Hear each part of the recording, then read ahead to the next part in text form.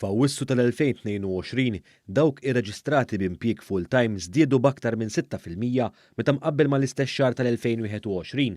Dan ħareġ minn ċifri tal-Uffiċċju Nazzjonali tal-Istatistika li wrew ukoll li l-ħaddiema f'pajjiżna s-sena li għaddiet żdiedu b'6% biex qabżu l-256,000 ruħ. Dwar l-impjiegi full-time l-NSO spjega li f'Awwissu tal-2022 is-setturi li raw l-aktar żieda f'ħaddiema b'dan il-kuntratt ta' xogħol kienu fil-qasam tal-akkomodazzjoni u s-servizzi tal-ikel flimkien ma' dawk fil-qasam amministrattiv u tas-servizzi tas-sapport. Intant anke s-settur privat ra żieda pożittiva fl-att ta' nies b'impjieg fuq bażi full-time li żdiedu b'14,765 għal total ta' 203,756. Il-persuni b'impjieg full-time fis-settur pubbliku wkoll żdiedu b'191 persuna għal total ta' 51,385.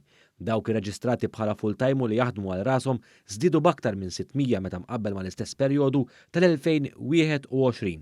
Dan fil-waqt li n-numru ta' persuni reġistrati bħala ħaddiema żdiedu bi kważi 14,350.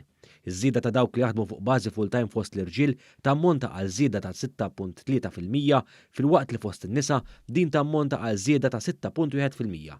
Min-naħa l-oħra, l-Uffiċċju Nazzjonali tal-Istatistika irremarka li l-persuni reġistrati b'impjieg part-time żdiedu bi 8.5% f'Awwissu tal-2022 meta mqabbel mal-istess xahar tal-2021. Is-setturi li l-aktar li kontribwixxew għal din iż-żieda kienu dawk tas-servizzi professjonali, xjentifiċi u tekniċi u dawk tat-trasportazzjoni u l-ħażna. Persuni li għandhom impjieg part-time u full-time f'daqqa wkoll żdiedu b'10.9% għal total ta' aktar minn 38,500 persuna.